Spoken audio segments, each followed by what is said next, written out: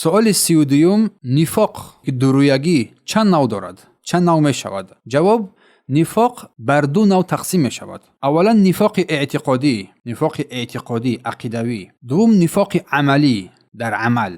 اما نفاق اعتقادی نفاق عقیدوی باشد، این نوع نفاق است که الله سبحانه و تعالی در قرآن در جایهای گوناگون این را ذکر کرده است. پس هر کسی که نفاق اعتقادی دارد، الله سبحانه و تعالی او را در پایین‌ترین گهدان جهنم قرار می‌دهد. جایگاه او را در پایین‌ترین گهدان جهنم قرار داده است. چون فرمود این المنافقین فی الدرک اسفل من النار. به درستی که منافقان در پایین‌ترین گهدان جهنم هستند. و این منافقان کسانی که نفاق اعتقاد دارد و کسی که در ظاهر خود را مسلمان می‌گیرد، مسلمان نشان می‌دهد، شاید نماز بخواند، روزه بگیرد، از اسلام سخن بگوید، ولی در باطن به الله و پیامبرش ایمان ندارد. وقتی یافته‌اش دشمنیش را می‌کند به دین اسلام. چون که امروزها منافقان خیلی زیاد شده هستند. منافقان در این زمان خیلی زیاد شده هستند.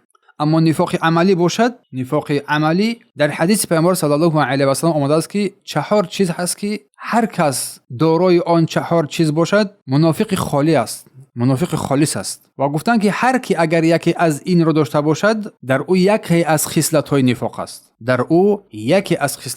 است. و فرمود که وقتی که سخن میگوید دروغ بگوید. اذا حدث کذب و اذا وعد اخلف. هنگامی که وعده بدهد خلاف میکند، وعده اش را میشکند. خوب دقت بدهید. اذا حدث کذب، هنگامی که سخن میگوید دروغ میگوید، بسیار دروغ میگوید. نشانه های نفاق است. پناه به سوی الله. اذا وعد اخلف، هنگامی که وعده بدهد خلاف میکند، وعده را میشکند. و اذا اؤتمن خان، وقتی که امانت بر او داده شود و ای را خیانت میکند، به انصافی میکند. و هنگامی که سخن بگوید دشنام میدهد. هنگام محاکمه با کسی گفت و شنید شود، دشنام میدهد، سخنان زشت میگوید، به انصافی میکند. و نیز در حدیث دیگری که آمده است، آیت المنافق ثلاثه گفتند، نشانه های منافق 3 هست. اذا حدث کذب، هنگامی که سخن بگوید دروغ میگوید. و اذا وعد اخلف، هنگامی وعده بدهد مخالفت مینماید. و اذا اؤتمن خان، هنگامی که امانت بر او سپرده شود و امانت را خیانت میکند. پس این گونه نفاق، یعنی نفاق قسمت دوم، نفاق عملی، میتواند